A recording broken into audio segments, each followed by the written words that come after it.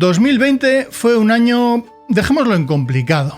En nuestro caso se juntó la cuarentena y el encierro en casa con un pequeño Leo que apenas había cumplido los 3 años recientemente. Mi mujer trabaja en la sanidad, por lo que tuvo que seguir acudiendo al puesto de trabajo mañana y tarde, y a mí me tocó hacer convivir el teletrabajo con entretener a un renacuajo de 3 años. Todos esos días de encierro dieron paso a momentos muy divertidos y llenos de ocurrencias. Estuvimos en un parque de atracciones, montamos toboganes en casa, fuimos cocineros, pintores, cantantes, y en algún momento de abril, con Leo echándose la siesta y yo jugando a la Nintendo Switch, me dio por comprar el juego del que todo el mundo hablaba, Animal Crossing New Horizons. Era mi primer Animal Crossing y en aquel momento no pensé en Leo realmente, simplemente me picó la curiosidad y dado que no había mucho más que hacer, decidí comprarlo en la eShop y ponerlo en el dock para jugar tranquilamente desde el sofá. Leo se despertó, vino a la sala y vio en la tele de 47 pulgadas aquella explosión de colores, música, personajes, animales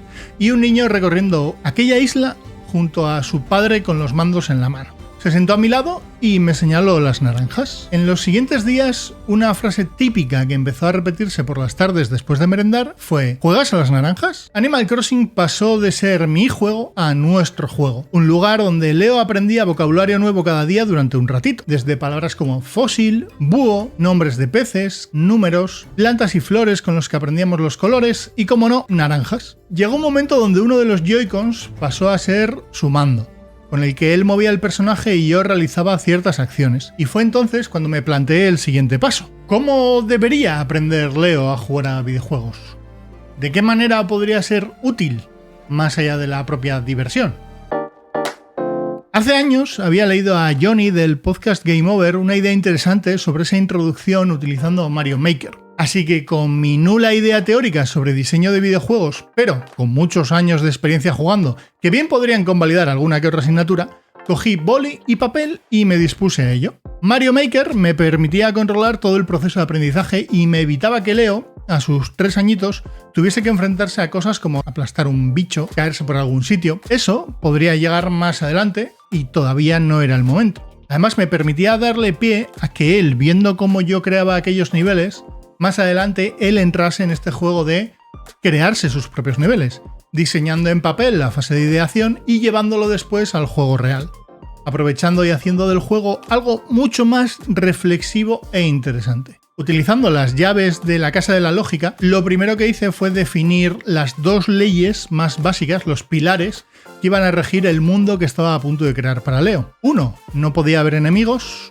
2. No podía haber agujeros. Y en unos cuantos folios diseñé el primer tutorial de introducción a jugar a videojuegos para un niño de 3 años, donde aprendería cada uno de estos conceptos por separado para añadirle cada vez una capa más de complejidad, un elemento nuevo que pudiese interiorizar. Con cada una de estas capas, en los posteriores niveles, resolver los retos que se le planteaban. El primer mundo, el 1-1 de Mario para bebés, era un mundo plano. El objetivo era que entendiese que la palanca a la izquierda o a la derecha hacía que el muñeco se moviese. En realidad esto más o menos lo podía entender porque ya había estado moviendo al personaje de Animal Crossing. En este mundo lo que sí que había era monedas, las primeras a ras de suelo para que entendiese que Mario cuando las tocaba las recogía, el feedback del sonido ayudaba a ello, y en el siguiente mundo el 1.2 era sobre el salto. El objetivo era que aprendiese que se saltaba para sortear obstáculos, encontrándose al final con una escalera que tenía que subir para tocar la bandera final. Es decir, tenía que aprender que el botón de salto servía para saltar. Punto. El siguiente, que llamaríamos el 1.3, también se centraba en el salto, solo que en este caso la idea era que aprendiese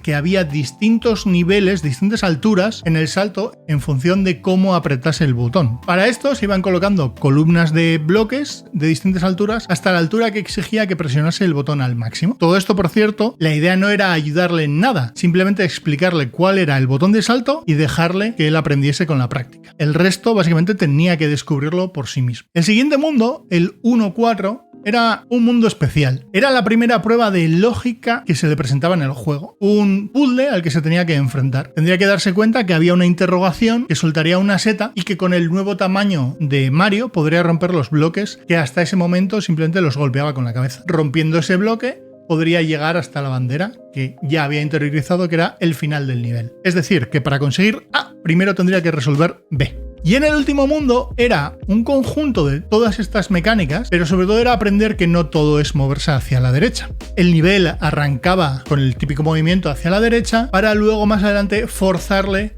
a bajar hacia izquierda y derecha en una especie de laberinto muy básico. En la parte de abajo del todo había unas monedas que podía recoger o no, pero desde luego le daba la pista de que se podía mover hacia la izquierda, para luego acabar en una plataforma donde tenía que utilizar el salto con lo que ya había aprendido antes de las distintas alturas para sortear ese salto y llegar a la bandera.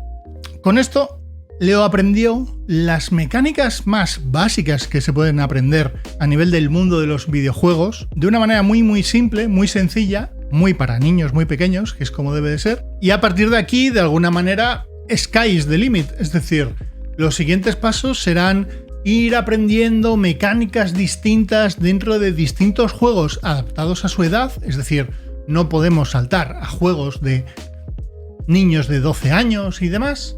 Y iremos poco a poco experimentando con otro tipo de categorías de videojuegos, como pueden ser de puzzles, otras plataformas, algo más complicado, juegos de conducción, los simuladores, por ejemplo un Farming Simulator podría estar bien para que a la vez que él juega, explicarle cosas, conceptos, ir aprendiendo a la par que juega a ciertos juegos. Además, luego está el valor que nosotros le queramos añadir a esas sesiones de juego.